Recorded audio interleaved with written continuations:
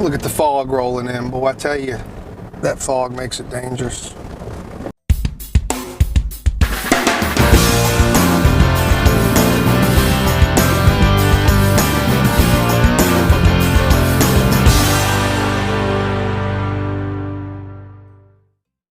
You know, we have to go 80 miles to get to blue water, tuna, wahoo, big grouper, swordfish, that type of thing. 80, 90, 100 miles.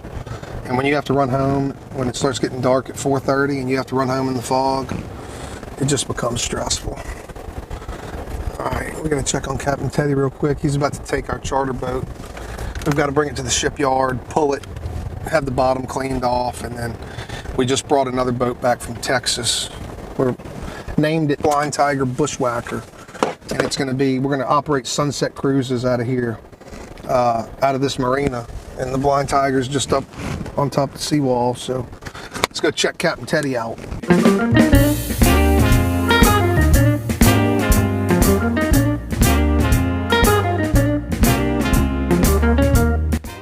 Look at this Captain Teddy. I'm gonna run down there and hop on the boat and wake his ass up. Look at him. Look, yeah, he's working real hard today. Now, he did run a boat for me yesterday. We brought a boat from Bay St. Louis all the way to Biloxi, around Biloxi, and all the way about 15 miles back to the shipyard. And he's been burning the midnight oil, hunting and all this stuff. But I mean, no wonder his ass didn't walk up to the Blind Tiger and meet me for his t-shirt. Because I told him, I said, hey, come try these oysters out. Look at him. Oh my God, I'm about to go jump his. I'm gonna go jump on that boat and wake him up. Jesus, I mean, out like a light. Sleeping like a damn baby. Look at this.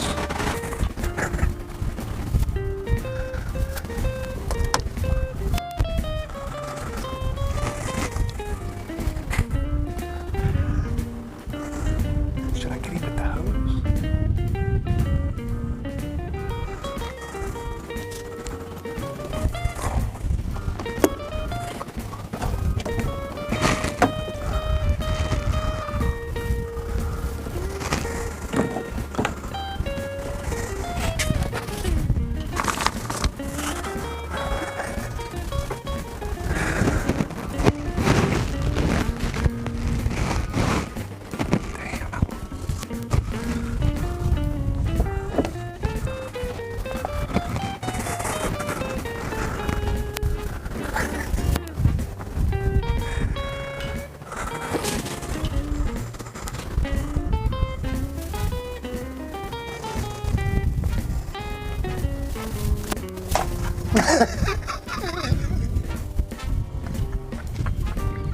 That boy's out. Well, no wonder I tried to get your ass up to the Blind Tiger to eat lunch. I was gonna hit you with the water hose, but it's not that what I don't have a nozzle. You were out like a baby. Look at these. I hopped up, I got out the truck, I'm like, hey, you there? Yeah, you were sleeping like damn jacks on the afternoon of fishing. Hey, look. Extra large. So we got Captain Teddy, we found him. He's been working hard this morning down here on the charter boat. That's a comfortable seat, it looks like. Now you know why you customers have so much fun on this thing. This is the trout fishing. We call this the trout machine, okay? So, you know, yeah, we fish offshore, tuna, marlin, wahoo, dolphin, snapper, grouper, swordfish, whatever. But what Teddy did last spring and summer is we put up to 6 people on this boat and we live bait speckled trout fish. And this boat is how big? 36 by 12. And you can see it's got the front seats, the bench seat on the back where a grown man can sleep like a baby. We'll have to put that in the ads. But this boat's big, it's stable, it's fast. We cruise about 40 miles an hour.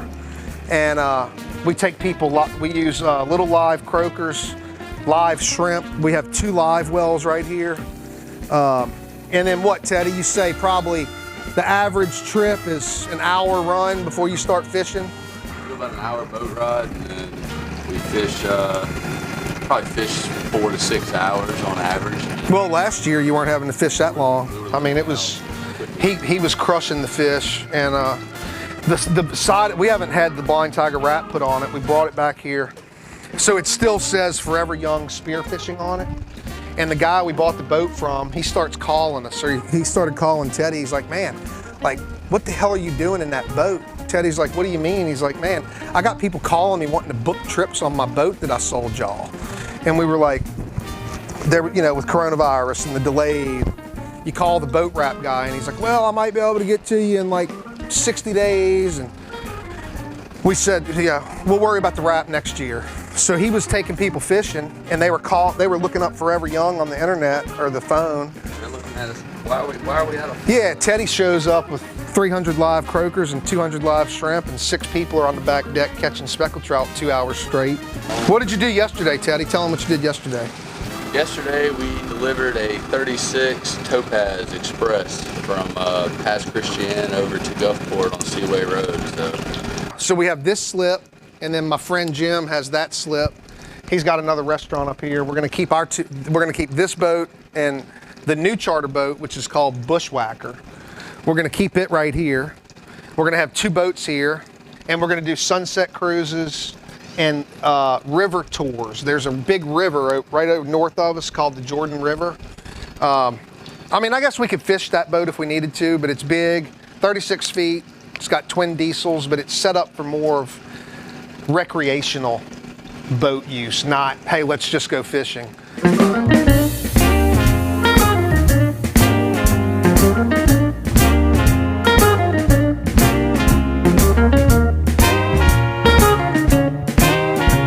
Let's go check on the crew.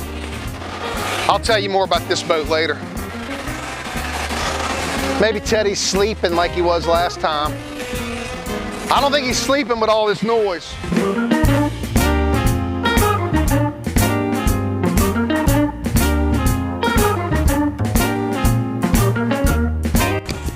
Look, Captain Teddy up here. Yesterday he was sanding the bottom off of this thing, and he looked like a blue Martian or an alien or something. He's probably gonna die soon from all the bottom paint dust he inhaled.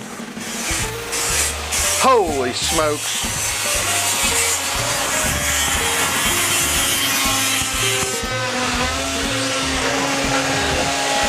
Oh boy. Yeah, we had, so down in the cabin, peek down in there real quick. You don't want to breathe this dust. This stuff will mess you up bad. But we had to gut the cabin, and let's just say it's turned into one hell of a project. We thought, you know, on a scale from 1 to 10, we thought we were dealing with about a 4 or a 5. I'd say we're dealing with a 15.5. But I mean, that's just how it works. You know, you buy an older boat and sometimes these things pop up. I'm glad we found the stringer issue now as opposed to when we get this boat to Nassau. Then I would have had a real problem on my hands. But we're gonna get it fixed. So we gotta fix this cabin, new batteries, a couple new pieces of electronics, get it seaworthy. The engines are great, the engines are new. And we're going island hopping, baby. And we finally went and looked at it, hopped on it, started the engines, and again, I just really couldn't get excited about it. Older boat, older diesel engines. So then my boat broker buddy calls me. He goes, man, you really need to think about this. He said, you know, you sold to Buddy Davis, you got the Twin V in the bay, your wife and your little girl and all of her friends, and he's my buddy, Doug. We'll get Doug on here eventually and on the show. And so he said, Thomas, you know, I had a 45-foot Sea Hunter with 4 350 Yamahas. Great, I loved it. My family hated it. Me and my little boy loved it. But it was a fishing boat. So it was hop on it, loaded up full of fuel. Captain Teddy, Captain Justin, 4 or 5 men, get on it, roll 50 miles an hour, 100 miles in the Gulf, fish all day, turn around, come home. That's what that boat was meant for. And boats are kind of like my hobby, you know. I enjoy boats, I enjoy using them, but in the last few years, I've really kind of come to enjoy taking an older boat, buying it cheap, and just redoing it and making it exactly how you want it for what you're gonna use it for. So Doug calls me and he says, look, he goes, you can buy this boat right. Use it, play with it. If you don't like it, we'll sell it.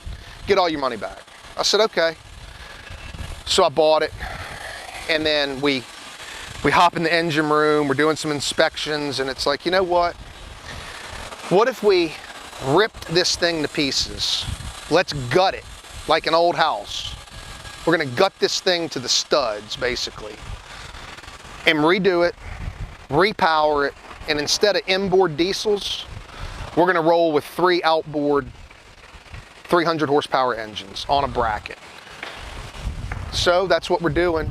We're, I guess work started on this boat a couple months ago, and it's all about to come back together. The welder's gonna start on the bracket.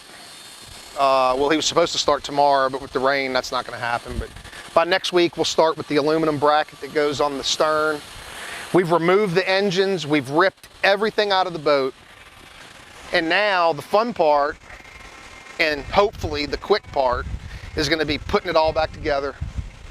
New tanks, new wiring, speaker, stereo, navigation. Put the decks back on, bracket, bolt the outboards to it, and roll out. Completely ripped all the props, all the shafts, all the rudders, the exhaust tubes, the intakes, everything's gone. Trim tabs. This is where the trim tabs used to be. You could shoot a 357 Magnum at this thing and not punch through it. We made it super solid. And then the bracket, we're gonna have a 36-inch bracket with triple outboard engines sitting right back here. Well, like here, here, and here. Engines will be right here. And we're gonna put 3 200-gallon fuel tanks in it. That's 600 gallons of fuel, 550 usable. And we're gonna fish it, and we're gonna island cruise it. And I think my wife, my little girl, all of her friends, they're gonna love it because there'll be a cabin, really cold AC, full-size shower, and a bathroom. And you know, the women really appreciate being able to get into a bathroom. So it's time to roll. I gotta go pick my kids up from school. They're closing early with the weather coming in. But I wanted y'all to see this shipyard and this facility. This is where we repair our boats. This is where we customize them. This is where we tweak them out. So we've got Tiger Shark here, 37-foot topaz. And we've got Mr. Bushwhacker back here, which is gonna be the boat we're sending to the Bahamas. I'm really getting excited about both of these projects, and I can't wait to film this boat sitting in the middle of the Bahamas in about 60 days. We look forward to showing y'all some things that we think are really neat that you'll enjoy. Thank you.